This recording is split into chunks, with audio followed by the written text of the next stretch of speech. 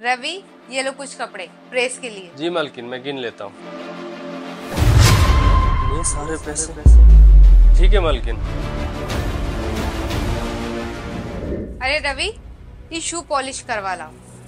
ठीक है मैडम, अभी करा के लेके आता हूँ।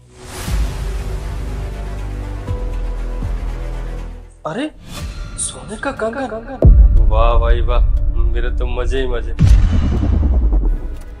अरे रवि, तू आ गया? तू कपड़े या जूते दोनों में से कुछ भी नहीं लाया? वो मैम, सब कपड़े 2 दिन बाद मिलेंगे और जूते 1 घंटा बाद मिलेंगे, तो मैं ले आऊंगा। अच्छा एक बात बता, कपड़े तो कल मिलेंगे पर उसमें जो मेरे पैसे रखे थे वो कब मिलेंगे? पैसे? कौन सा पैसे मैम साहब? अच्छा, ज्यादा भोला बनने की जरूरत नहीं है। वो जो कपड़े मैंने तुझे प्रेस के लिए दिए थे ना, उसमें पैसे थे। नहीं नहीं मैम साहब, उन कपड़ों में तो कोई पैसे नहीं थे। मैंने अच्छे से चेक किया था। और मैडम, हो सकता है वो प्रेस वालों ने ले लिया हो। मेरे पास तो कोई पैसा नहीं है। अच्छा, प्रेस वालों ने ले लिए हो? तू ना झूठ बोलना बंद कर। तुझे पता है, घर में से कभी कैश कभी ज्वेलरी, आए दिन कुछ न कुछ चोरी हो रहा था। मुझे शक तो था कि इस घर में चोरी तू ही करता होगा। वैसे भी तेरे साहब तो इस घर में रहते नहीं है, उनका हमेशा मीटिंग के लिए बाहर आना जाना रहता है। तो इस घर में रहता कौन है? मैं और तू। और फिर भी अगर इस घर में चोरियां होगी तो कौन जिम्मेदार है? बस इन नुकसानों की वजह से मैंने तेरा टेस्ट लिया और इस टेस्ट पे तू फेल हो गया। तूने जो हमारे घर में किया है ना, वो अच्छा नहीं किया। तुझे शर्म आना चाहिए। जिस घर में तुम काम करते हो उसी घर में तुम चोरी करते हो। मैंने और तुम्हारे मालिक ने तुम्हें किसी चीज की कमी नहीं होने दी। तुम्हें हमने हमेशा हमारे घर के सदस्य जैसा समझा। तुमने कहा मेरी सैलरी बढ़ाओ, हमने सैलरी बढ़ा दी। तुमने कहा पैसे चाहिए, हमने फिर भी पैसे दिए। हर त्योहार पर, अच्छे ओकेजन्स पर हमने तुम्हें पैसे दिए, मिठाइयाँ दी, यहाँ तक कि हर चीज से पैसे की मदद की। फिर भी तुमने ये सब किया। मुझे पहले से बहुत ज्यादा शक था, पर मैं तुमसे डायरेक्ट नहीं बोलना चाहती थी, इसलिए मैंने तुम्हारा ही टेस्ट लिया ताकि तुम्हें एहसास हो अपनी गलती का। अब मैं तुम्हें बताती हूँ कि मैंने इन सब का प्लान कैसे बनाया।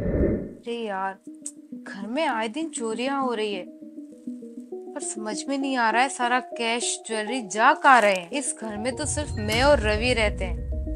रवि कभी चोरी नहीं कर सकता, वो कितने सालों से काम कर रहा है हमारे घर में। अगर इन चोरियों के बारे में मैंने डायरेक्ट रवि से पूछा तो हो सकता है उसे बुरा लगे, पर मैं उस पर इतना विश्वास भी नहीं कर सकती।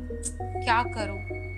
एक काम करती हूँ, उसका ना मैं टेस्ट लेती हूँ। अगर वो इस टेस्ट में फेल हो जाता है तो वो इस घर में रहने के लायक नहीं है, और अगर पास हो जाता है तो वो इस घर में रहने के लायक है। अब समझा? ये सब जो मैंने किया ना, सब कुछ सोच समझ के किया। मालकिन, मुझे माफ कर दो। वो पैसे और गहने देख के मेरे मन में लालच आ गए थे, इसीलिए मैंने वो पैसे रख लिए थे। मैडम, वो पैसा आपको लौटा दूंगा, आप मुझे बस काम से मत निकालिए। मैं कहाँ जाऊंगा? तुझे जरा से भी शर्म नहीं आई? तूने जब जब पैसे मांगे मैंने तब तब तुझे पैसे दिए, और तो और मैंने बहुत बार तुझे एडवांस पैसे दिए, और उन पैसों के बारे में मैंने तुझसे पूछा तक नहीं। और तू जिस थाली में खाता है उस थाली में ही छेद करता है। पर अब नहीं, मुझे लगता है कि तू पुलिस के हाथों ही सुधरेगा। मैं अभी पुलिस को बुलाती हूँ। नहीं नहीं मालकिन, अब पुलिस को मत बुलाइए, मैं आपके सामने हाथ जोड़ता हूँ। ना बुलाऊं पुलिस को? क्यों ना बुलाऊं? मैंने तुझे चोरी करते हुए रंगे हाथों पकड़ा है। अगर मैंने आज पुलिस को नहीं बुलाया तो क्या भरोसा तू कल चोरी ना करे। और अगर इस घर से तू जॉब छोड़ भी देता है तो किसी और घर में चोरी करेगा। सही बात तो ये है कि घर में काम करते करते तेरे मन में लालच जाग गया है, और इस लालच की वजह से तूने ये चोरियां शुरू की है। माफ कर दो ना मालकिन, आगे से मैं ऐसा कभी नहीं करूंगा। अगर मैडम आप पुलिस को बुलाओगे और काम से निकाल दोगे तो मेरी लाइफ खराब हो जाएगी। एक छोटी सी लालच की वजह से ये सब मुझे देखना पड़ रहा है, और पता नहीं इस वजह से घर वालों का क्या होगा। अब मेरी वजह से वो लोग भी परेशान होंगे। ये सारी बातें तब कहाँ गई थी जब तुम्हारे मन में लालच आया था, जब तुमने इस घर के पैसे रखे थे। अब पुलिस का नाम सुनते ही तुम्हें लाइफ, घर, सब कुछ याद आने लगा। अब मैं तुम पे विश्वास नहीं कर सकती। तुम अभी के अभी मेरे घर से निकल जाओ। माफ कर दो ना मैम साहब। नहीं, अभी के अभी निकलो मेरे घर से।